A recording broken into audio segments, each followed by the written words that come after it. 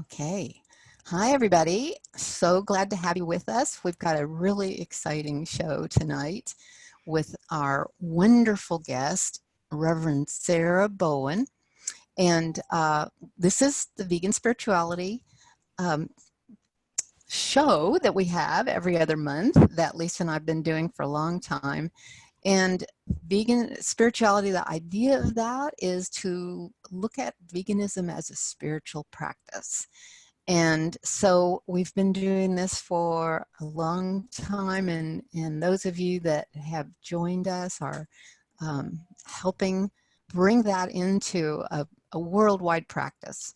There are, for those of you who don't know, there are vegan spirituality physical groups that are in different towns around the country, and you can find those on veganspirituality.com. We also have a Facebook, which is where this is streaming live right now. So you can watch it again if you want, and there will be a recording also that we'll send out after this. We just love doing this, and we love having you with us. And we try each time to bring someone to come to our meeting and give us some wonderful insights and wisdom. And I know Reverend Sarah will be doing that tonight. So I'm going to read her bio, and I'm having trouble seeing it. So I'm going to move it a little bit here. So I don't have it memorized. So Reverend Sarah Bowen is an animal chaplain. She's got so many things going on. It's really quite amazing. She's an award-winning author and an academic dean at the One Spirit Interfaith Seminary.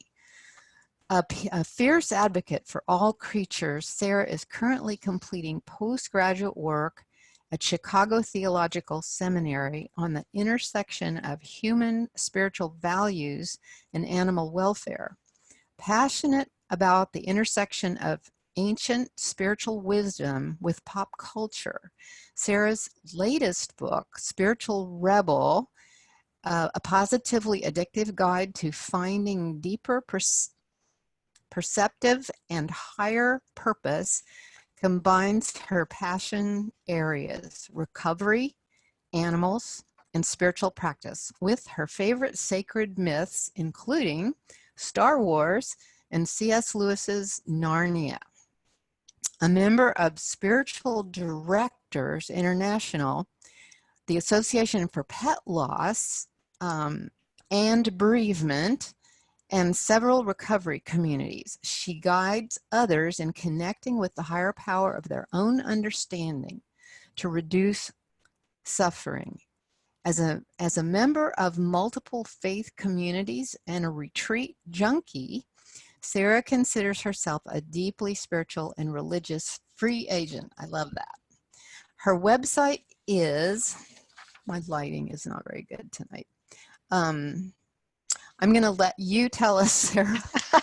I'm going to turn this on. Sure. This will help me. Okay, this I is see sarahbowen.com, and Sarah has an H. Right, and BOWEN. That's right. .com. Okay, so to get started, we want to hear all about how you became vegan. All right. It starts with chipmunks in my lunchbox. I was the kind of kid, I was raised as a preacher's kid. My father was a minister, and so I spent a lot of time in funeral homes with my dad, and kind of death and life and those kind of things were constantly in our home. And I had such a love of animals, and so I would find little passed on creatures on the way home from school, put them in my lunchbox, and bring them home to bury them. Much to the dismay of my mother, as you can suppose. We went through a lot of lunch boxes and quite a bit of bleach. But I think that's really what it kind of goes back to. But I didn't grow up in a family where veganism or vegetarianism or any ism regarding food was a thing. My father had grown up on a farm, And my mother had grown up very poor in Louisiana, where they had to forage and hunt for their food. And so, when I started to talk about what I wanted to eat, or, how I wanted to handle things, I was a little odd. I was a little odd in my family. And so it took a while for my journey to start. And I always kind of consider it, instead of a journey to veganism, a journey of veganism, because I feel like the journey is still happening. My circle of living being compassion just keeps getting bigger and bigger and bigger and bigger and bigger. And I think we'll touch on some of those things perhaps tonight. But like many people, I think my journey started, and it just kind of, one thing went off the list and one thing off the list, and the things that I was doing in my values, in terms of advocacy, started growing. And a big piece for me was, as you mentioned in my bio, I'm a 12-stepper. And when I got sober, I really went through the process of looking at what my values were. And that's, I think, for a lot of us, when this really starts to happen, right, is when we kind of go off of autopilot and we start to look at, how does what I believe intersect with what I do? And so that has been a lot of my journey now, with that circle kind of growing and growing, to consider. I have a word I use in the book, spiritualitarian, which is kind of a word I coined to talk about beyond just animals, and what do I think about bacteria and microbes and trees and plants and water and air, and all of that. So it's quite a journey, and it's still going on. Yeah, I think we can all relate to that, unless we were born vegan. It's a Yeah. step-by-step process, and discovering things we never even thought about as we expand out farther and farther. So, but tell us about the One Spirit Seminary. That sounds fascinating. And is it a vegan place, or are you one of the few vegans there? How's that working? Yeah, One Spirit Interfaith Seminary is in New York City, but our program is available through a really great interactive Zoom technology. So we have people all over the world who are involved in the program. And the organization is not specifically vegan. However, we have a lot of vegans, a lot of vegetarians, a lot of people who are looking at the intersection of these things, who are our students and alumni. And we also support various different events. For example, we did a screening just this fall of the Prayer for Compassion, with a conversation after it with Victoria Moran. And I also teach specifically on this topic. So for example, in October 3rd this year, I'll be doing a full day class, which is open to the public as well as our students, called Animals, the Planet, and Us. And that will really it's an elective for our students, right? So it's a course they can take, where I really dig into these topics. So, being an interfaith, interspiritual seminary, we're really involved in having people approach spirituality with curiosity and with the desire to learn and learn and learn. So of course we study ahimsa, we study food traditions in all of the world's religions. And then it's up to the students to have their own journey of what that means in their life. Okay. So, but it's good to hear that there's a lot of vegetarians and vegans there. There That's is, and it's great. interesting, even for our holiday party this year, that we had, that was something we really thought about for our entire community. And I would say about 90 to 95% of all of the food at the event was vegan. Oh, And that's we great. label so we can start that Uh-huh. conversation with people, right? About, oh, I didn't know this was vegan, right? That kind of Mhm. thing. So it's an ongoing conversation, I think, in a lot of our spiritual spaces. I'm also, like I mentioned, a 12-stepper, so I have an ongoing conversation about the use of wine in spirituality, right? So we have all of these areas where I think we need to be sensitive to each other's needs, and decisions. And I think we're getting, at One Spirit, we're really doing some forefront stuff on that. That's fantastic. Yeah. Yeah. And it sounds like this class that you're teaching, it's open to the public. It That's is. It is. And so there's information if you go to thisissarahbowen.com, right on the front page of the event. So there's a link that gives you a little bit about that. But that class is exploring animal chaplaincy. So, and I know we're going to probably talk a little more about what that entails and what I do as an animal chaplain, as well as this idea of how do our spiritual values and our choices, it's usually the word I use, our choices, how do those meet up, and how do we make sure that we're considering the biggest whole possible? right. Yeah. Yeah. Well, so yeah, tell us. Well, actually, my next question, we can get to the animal chaplaincy in a little bit, but I was going to ask you about the graduate work that you're doing, which is on the intersection of human spiritual values and animals. So, are you working on like a dissertation or something that will be I am. published? I'm a forever student. So Okay. I'm working on that, and I'm working on a new book on this topic too.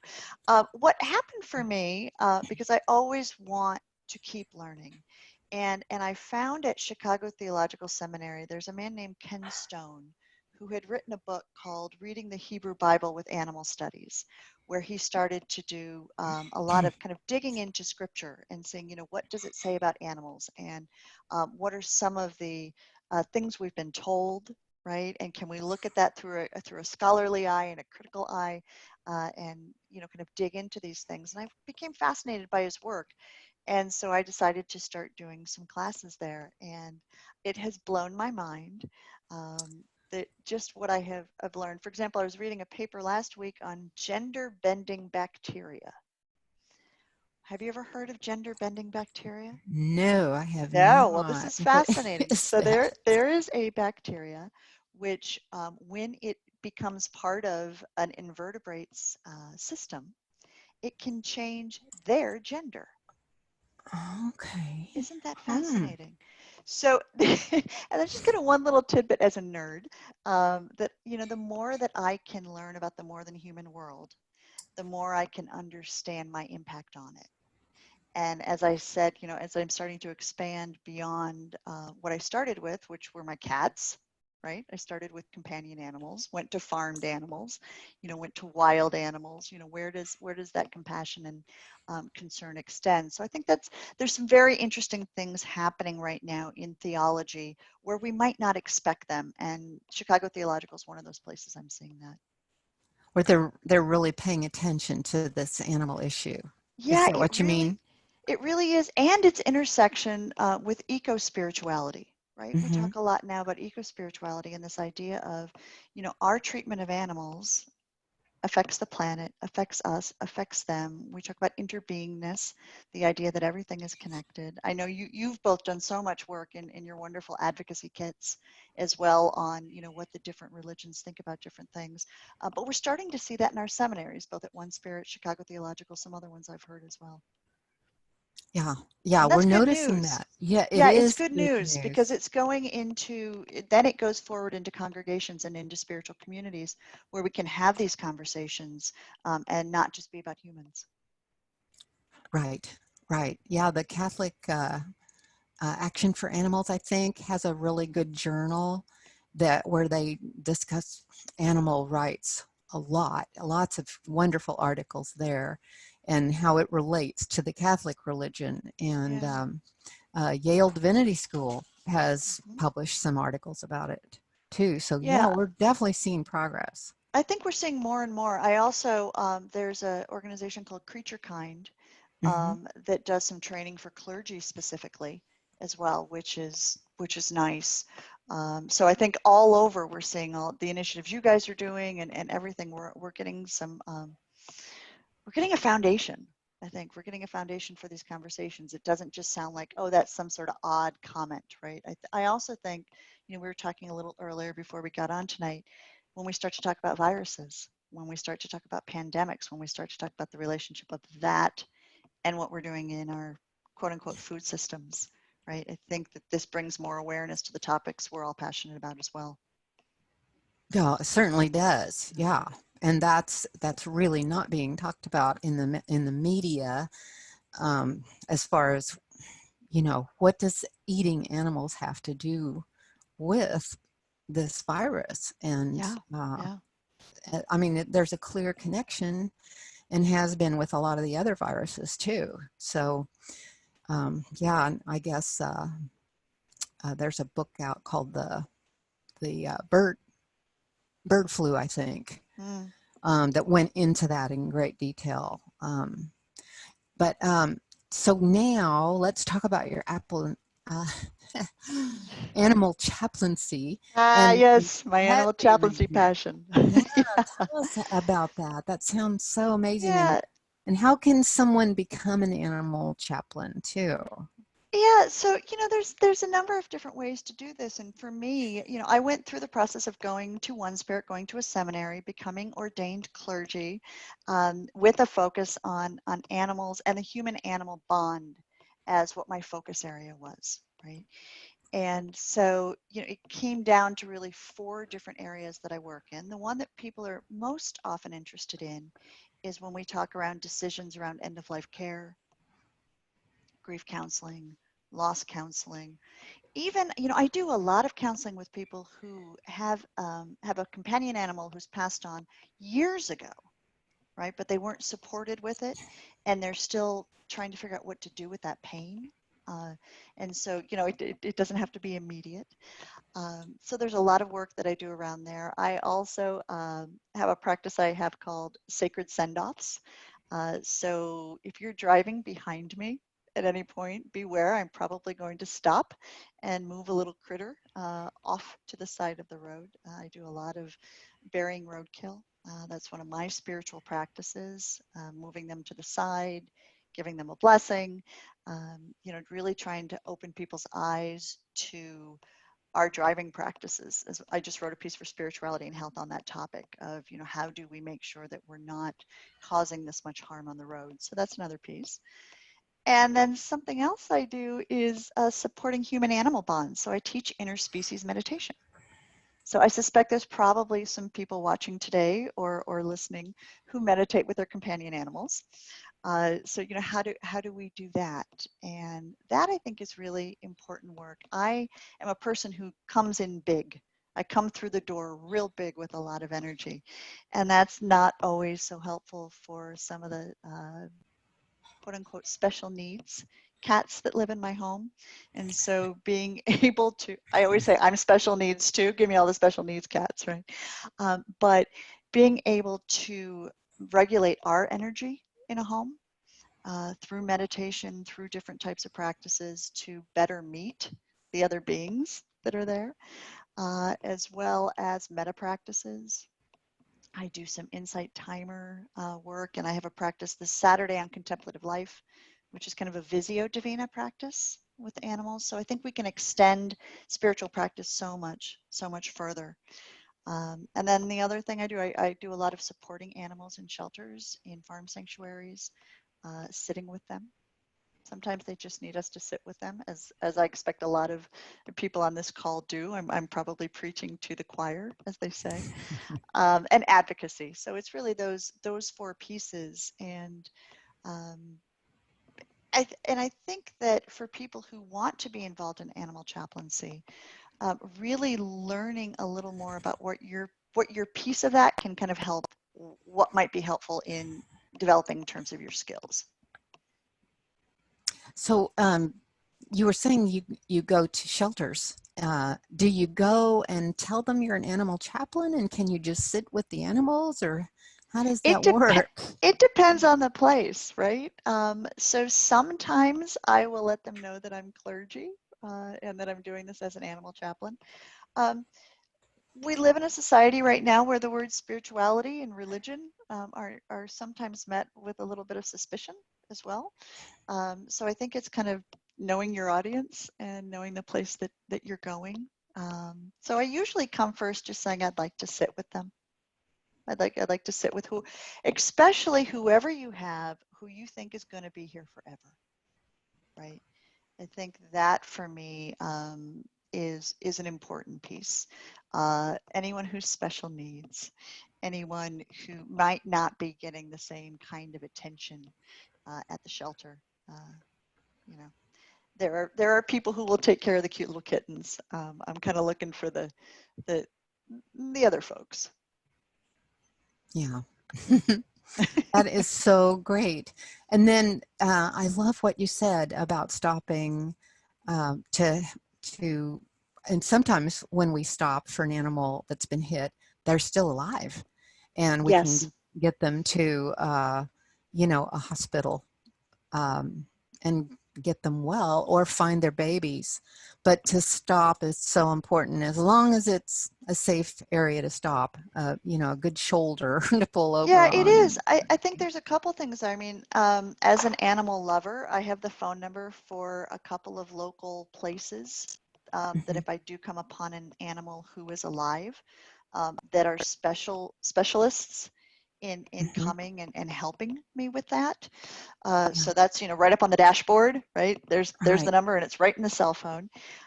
And being careful when we pull over. And if it's not possible to pull over, I have a practice that my husband kind of stumbled me upon. We were driving one day when we first started dating, and as we were driving, he kind of slapped his hand over his chest. And then a couple of minutes later, did the same thing. And I thought, is he okay? Is he having a heart attack? Like, what's going on with this guy I'm dating? And so I asked him, I said, what's going on? And he said, I'm just sending gratitude to spirit for the life of that animal. And okay, I was pretty much in at that point, right? Like I was, he was not getting rid of me after that. And we've been married 10 years now. And I think that was a big piece of it, was his understanding of that. And so if you're driving with us and we're at an area we can't stop, you'll see a lot of this, kind of smacking ourselves on the heart. And I know now we have a lot of other people doing that. And I think what's important about that is the awareness. I think awareness is a big piece of this. And I think it affects our driving in a positive Well, way. hmm yeah, I think that's wonderful. Some way to let them know in spirit how much they mean to us. And it's I know it bothers everybody. If that were a human being on the side of the road, there'd be yellow tape and police cars and It's ambulances, true. and there's nothing for the animals. And so to do that, what you're doing, it's just so profound. And I love what your husband did. That's just so beautiful. Yeah, Um, we're so into it now. We were driving at one point, and I did this, and my husband kind of I just slapped my chest, and my husband kind of looked at me and laughed, and he said that was a tire. and, and I kind of snarkily back said to him, "Yeah, well, I'm giving a blessing to Mother Earth for the trash that covers her, And so, we have made some lightness of it, but it is a really heartbreaking issue. Like you say, I often say to people, if that was your baby on the road, would we just kind of swerve to avoid it, right? In the middle of the road, would we leave it there? So I think it's an entry point for many of us who are having these conversations with people about why we make our choices the way that we do. I'm always trying to find ways of having conversations with people where me coming straight out with the V word may not be the best entry point. There may be another way to have someone start thinking about it, rather than asking them, are you vegan, or why are you not vegan, or these type of things. So I try to approach conversations with a lot of grace and compassion for others. yeah, that's beautiful. Yeah, it matters. It really makes a It does, difference yeah. because everybody's in a different place. Well, and I think that, I have a friend who once said to me, it's a good thing our eyes don't open all at once, otherwise our heads would blow off. And I think it's true. I mean, if we think about the amount of pain and suffering that's going on in the world right now, all around, but, we're talking about kind of the animal kingdom and the more than human world today in this conversation. If all of a sudden we knew about all of it at the same moment, I don't know if our bodies could take it. And so I think that this process where we learn and we're able to learn a little more, and we're able to learn a little more and a little more, I think it's important. And I think it's pretty natural for people to do that. And so, that's how my spirituality has been. And so that's how my journey in veganism has been as well. I think that the spirituality part of it and 12 steps and all those things that help us, meditation, make it possible to allow more information in, because you're right, to take all of it in at once, yeah, it's a lot and it's It's a lot of overwhelming. pain. It Mm-hmm. is. And It there's is. also, and I'm sure you also hear from people, I wish I didn't know, right? We hear that comment, I wish I didn't know. Mm-hmm. And so as someone involved in chaplaincy and the teacher of spirituality, my next question always is, well, you do, and now how do we work with that, right? What can we do so that you can keep yourself at a point where you can still function in a world with this much suffering? And Buddhism gives us a lot of great tools for that, and that's the first place we kind of look. But there's a lot of through all the world's spiritual traditions, there's so much available to us to deal with suffering. Right. Yeah. And yet not turn away from it, but yet Exactly, bear exactly. witness I and think so. still, yeah, I yeah. think it is to bear witness to it, and also to I had a period where I was very hard on myself. I was very hard, I was kind of aghast at now that I knew a lot of things, the remorse, the shame, all of those kind of things. Um, there was a lot of pain there, and I think that our society isn't necessarily ready to handle that. My therapist at the time wasn't involved in these issues, right?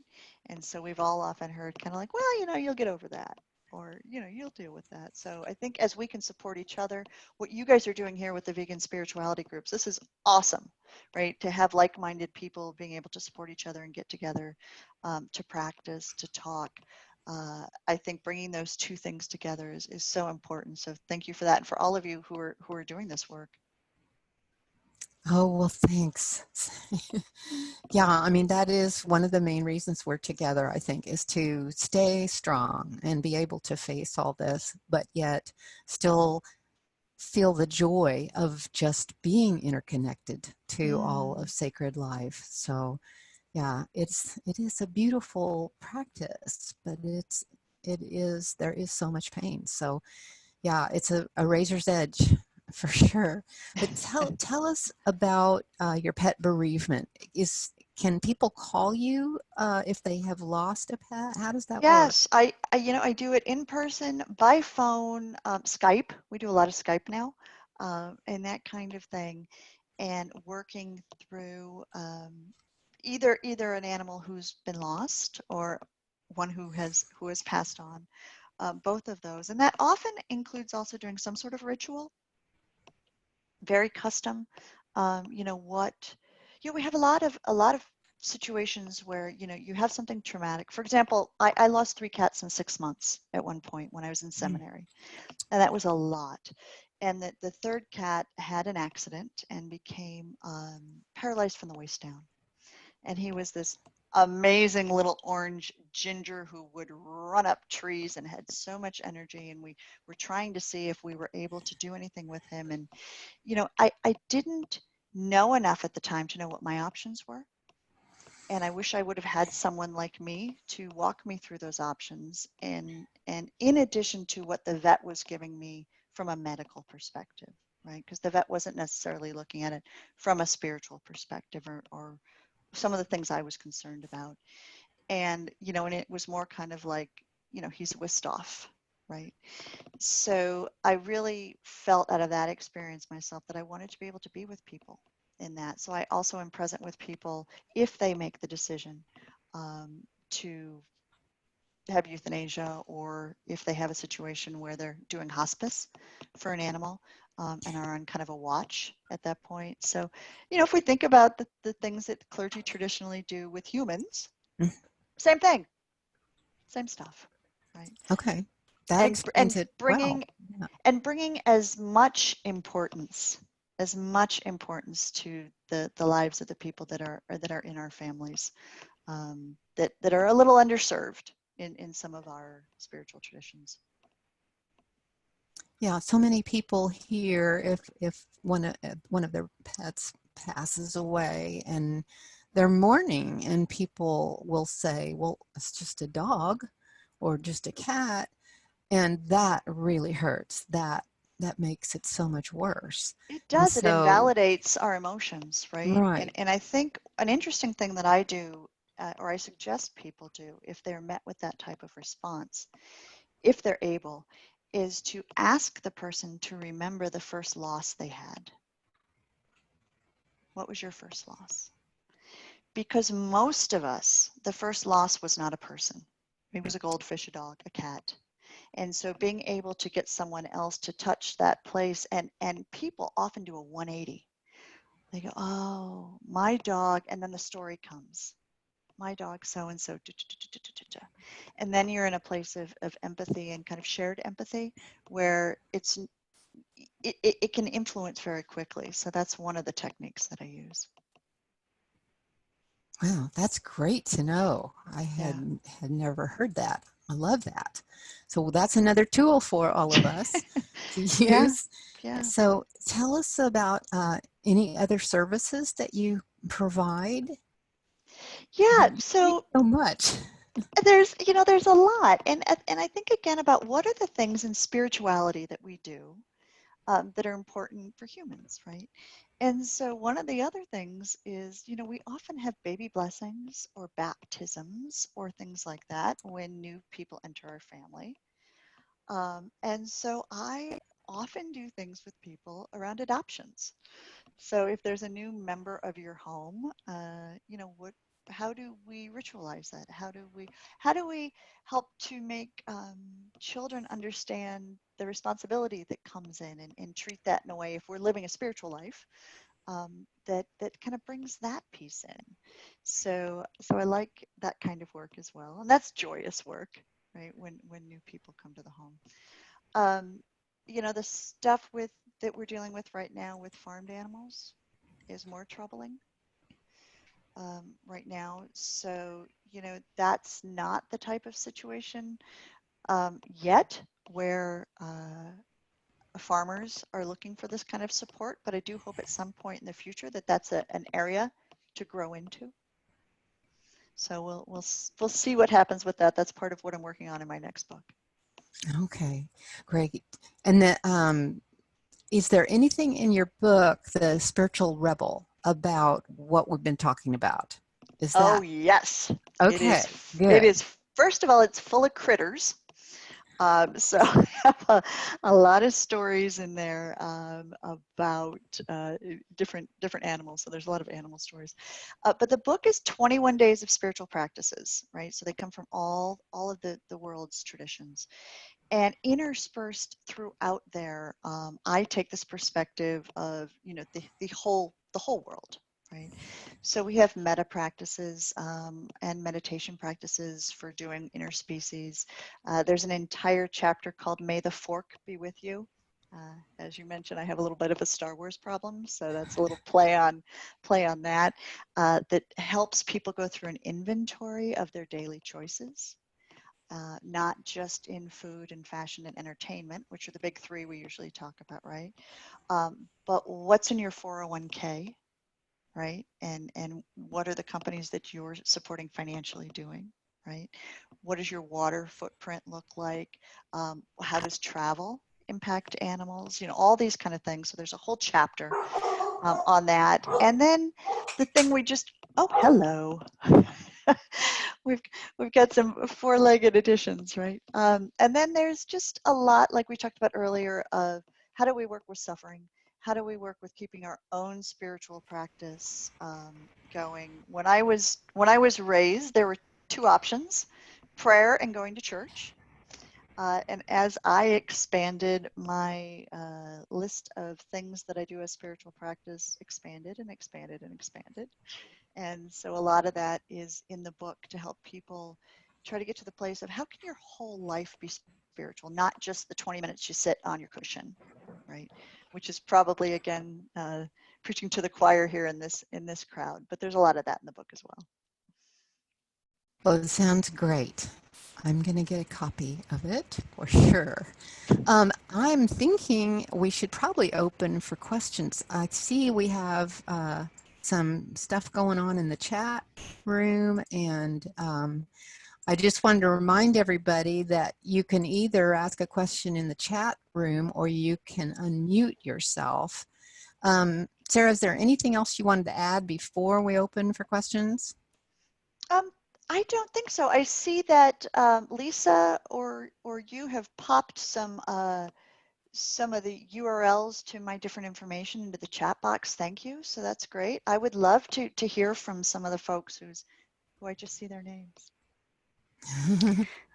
So this is Lisa in the background here.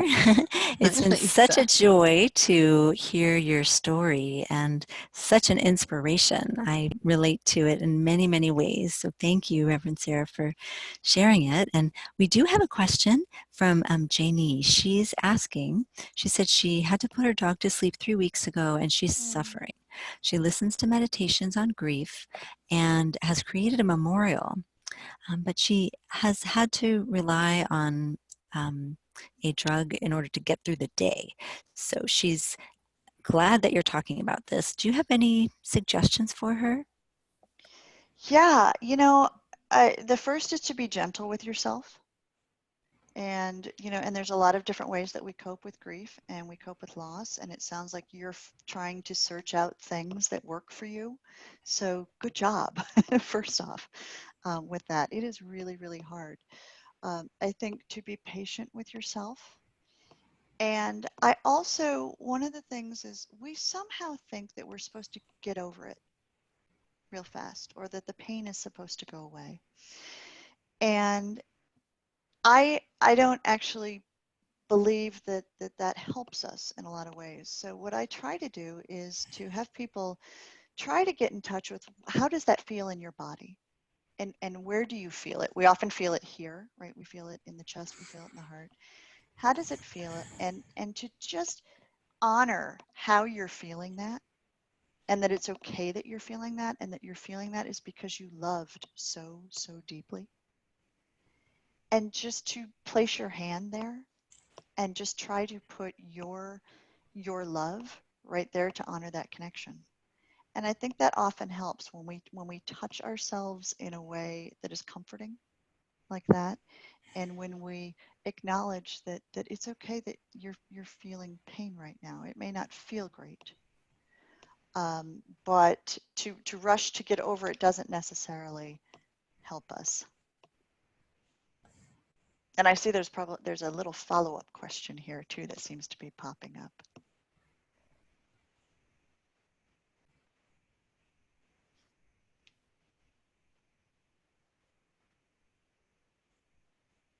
Shall I read that one into this as well, Lisa? You can. Let's see. Yeah. Oh, I see. It's on the You chat, see? which is Yeah. great. Yeah. So this one is, how do I get over the hate that she feels? This is from a different person, from Deborah, who is asking how to get over the hate that she feels towards the people who know about the horrifying, heartbreaking suffering in factory farming, but don't care. That's a tough one, right? And I think that goes back to the pain that we feel. I think the practice of metta for me, and for folks who don't know the practice of metta, it's a couple of lines. They can vary. They can vary based on what we make them. But may I be free from pain. May I be free from suffering. May I be loved. Those are the kind of things that you hear in the statements, where we start doing it for ourselves. Then we extend it out to people that we love. We extend it out to people that we're neutral to. And then we take the difficult step of extending it out to people who we're angry with or we're upset with, right? And I think that can provide a little bit of a shift for us of, I acknowledge that you're in some sort of pain yourself, and to give them compassion, even though we're angry at them. They don't have to be separate. We can have compassion for where they are stuck in whatever process they are. And I have found that enables me to be able to work with people I'm angry with. I don't know, give it a shot.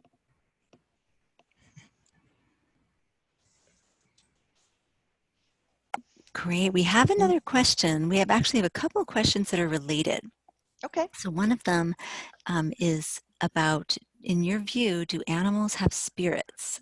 Do they have a spirit like humans? And then the related question is, do animals have any difference in their souls compared to humankind? So I don't know how we would know. And this is the same question that I have for humans. So what I do know is that we have a lot of questions about what happens after people are gone, right?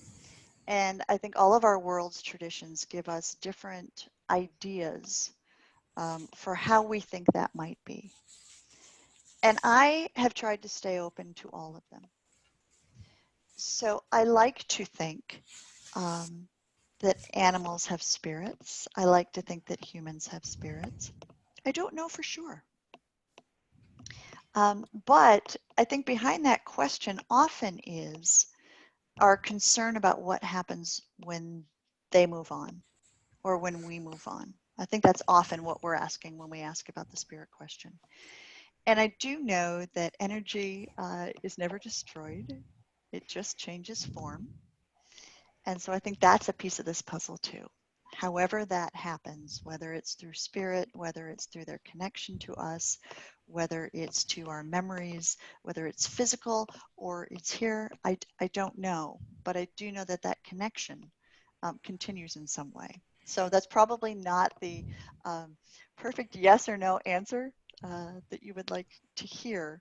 Um, but I think I would ask you, what do you think, and does that belief sustain you?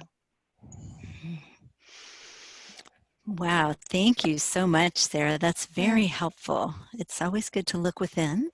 And I think for many of us, there's that question, of what the establishment or what our religious leaders think, and being able to ask someone who's vegan, who is an animal rights activist, it's really helpful to be able to understand from your perspective. So thank you for sharing that. Yeah, and I think, what's interesting is that we tend to treat our religious institutions as monoliths, right? Like all Christians think this, and all Jewish people think this, and all Muslims think this, right? And what I have learned in studying religion for a couple decades now in various places and being a junkie of all different kinds of religious houses is that we really have wide diversity of belief, even within each organization. And most clergy that I speak to um, also say, I'm not quite sure. I'm not quite sure. That's where we get the mystery piece of all of this, right? Um, so I think it comes to me again too of how do we treat each other? And often that question of does an animal have a spirit, we're also getting to whether that animal's life has value. And I believe that all of our scriptures tell us yes on that front. Mm-hmm. And there's a lot of scholarship on that right now. So if you're in a spiritual community where you're hearing otherwise, there's a lot of great stuff to be able to take to your clergy and say, hey, can we have a conversation about this? Right? Because Mm-hmm. I'm reading this. I'm reading I should honor animals in this way, but our practices aren't supporting that. Can we have a conversation? Great. So we have another question. One person actually, Deborah, was sharing this sweet comment. If you ever doubt that animals have souls, just look into their eyes and you will see it. Yeah. Very sweet. So we have a question from Mason, who's asking, can you offer any advice on how to suggest love-based outreach practices to jaded or righteously indignant activists? Oh, wow. That's a question I get so often. And it's an excellent question. It really gets to the heart of this, doesn't it? In our advocacy. So I believe that how we come to a conversation really matters, right? And so what our presence is, the way that we're speaking, the way that we're holding our body, and what we feel within our body matters on that conversation. We read now, what is it, 98% or is it 90? I never can remember, 90 or 98% of our communication is nonverbal, right? And as activists, we often think it's about our words, and I'm not sure that it is. I think that's a piece of it, but I think it's how we come into the conversation. So I think coming in love-based is an inside job, right? And that's how spiritual practice can support us to come to a place where we're not coming to fight. And that's pretty hard. But I think that, I hope that touches on where you are with that question. But if we're trying, you know, we often say in the seminary that I teach in that we're trying to hold a picture of each other's wholeness, right? As mad as I am at you, somewhere in there, just like this looking in the eyes of our companion animals and seeing their souls, you know, there's a soul in you, that the person I'm angry at as well too. So being able to come with grace, compassion, and love, I think is important. And I think it's internal again. I don't think it's so much of the external. Thank you for that approach, for really being able to notice in what way we're relating to others, and are we opening our hearts? Are we coming with a sense of calm and equanimity? Those are really important to our message. It is, and I think it's also important to, you know, pacing is also sometimes important. I know that when I am having a conversation with someone who's really activated, really triggered, whatever word we want to use for that, right? Really, really up. If I come in too soft and too quiet, I can sometimes appear as if I'm being condescending.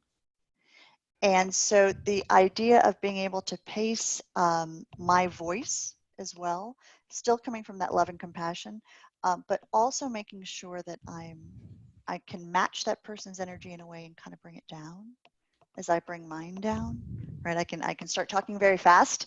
If they're talking very fast, not necessarily angry, but talking very fast, and then just start to slow down in our conversation and breathe, relax my body. We, you know, mirror neurons, we have a big effect on each other. Well, this sounds like the perfect time for us to go into your closing meditation. And for those of you who are wondering, who is that ghost voice? This is Lisa Levinson with In Defense of Animals. And Judy and I co-host this gathering. Today I'm a voice, and sometimes I've got a video too, and so we're really delighted to have Reverend Sarah with us and all these great questions we've gotten from everyone. So we invite you to share this, the closing meditation with us. Yeah, and this is from the book, and I saw someone typed in there again, what was the book name? It is called Spiritual Rebel, a Positively Addictive Guide to Finding Deeper Perspective and Higher Purpose.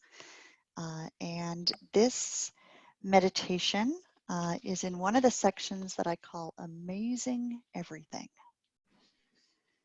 Okay, and just for a few minutes. And before I just want to thank everyone for coming today too. This is amazing, and I'm even though I haven't heard the work that each one of you is doing, I'm just so so honored to be part of this conversation tonight. So I invite you to take a deep breath. And if you're comfortable, to close your eyes for a moment. If not, just kind of gaze somewhere softly. And I ask you to contemplate how far up is.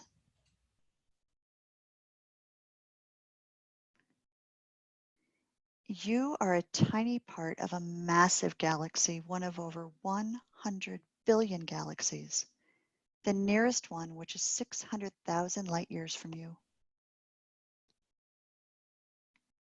Each year, 1,000 tons of Martian rocks rain down on Earth from nearly 34 million miles away. The nearest star is 25 trillion miles from where you are sitting. You are one of over 7 billion humans among 8.7 million more species of life on Earth. Consider how small you are. One tiny blip in an ever-expanding, increasingly connected universe. And ask yourself, might that be amazing? And now just crack your eyes open if they're closed ever so slightly. And take a look at your hand. And then take a look at your foot. And I ask you to consider these ideas. Around 10,000 different species of microorganisms call you home. Your body is made up of around 37.2 trillion cells. You have 2 billion of them in your heart alone. Your nose can recognize almost 1 trillion different scents. And information is zooming along your nerves at about 250 miles per hour. Consider how large you are. An entire world lives right within you. And ask yourself, might that be amazing?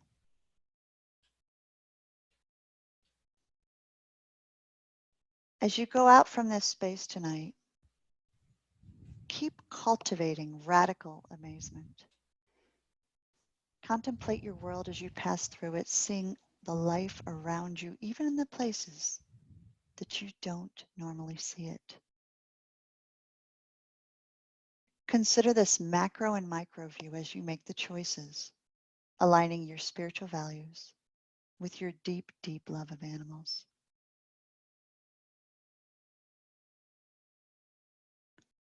And now take one deep breath and come back into the room.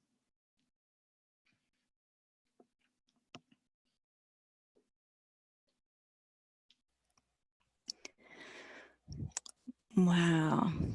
Thank you so much for taking us on that journey into outer space and inner space as well. That was fabulous. My pleasure, my pleasure. Yeah, we're getting some comments saying that was amazing, really good, that was lovely. So thank you for doing that. I really, really appreciate it. And for anyone who has been with us, if you have more questions, you're welcome to reach out to Reverend Sarah. Her contact information, we placed it in the chat box. We also included it in the online version of this on Facebook Live. So we hope that you'll stay connected with Reverend Sarah. And it's been such an honor to share this time and hear your story and also experience this lovely meditation with you. Thank you. And I do want to invite everybody who's here on this Saturday at 1 p.m. Eastern. I'm doing a 20-minute meditation called Animal Davina. And if you just go on thisissarahbowen.com, you'll see kind of the link to that. But that's a journey through the animal world, through sound, through vision, through sacred reading. So it would be great to see some of you there as well to continue our practice. That sounds wonderful. Yeah. So we thank everyone who's joined us today in this gathering. It really is an opportunity to explore veganism as a spiritual practice together. And thanks to those who've been with us on the webinar for your patience for our technical issues in the beginning, but I think this has worked out for the best, and we have an amazing conversation and also some great views on Facebook Live, so we're able to include more people in this sacred circle that we've had tonight. Wonderful. So, yeah. So really many blessings on your sacred work as well. This is very, it's enriching to hear all the directions that you're going in, and I'm looking forward to your new book. Me too. Me especially too. its completion. So thank you guys for your time. Thanks to everyone who was here and anyone furry or fuzzy who might be with you tonight. Oh, so thanks to all. Enjoy your evening, and we hope to see you next time on our Vegan Spirituality online gathering. Take care. Have a good evening. Bye, everybody. Good night, everyone. So glad you came. Bye-bye.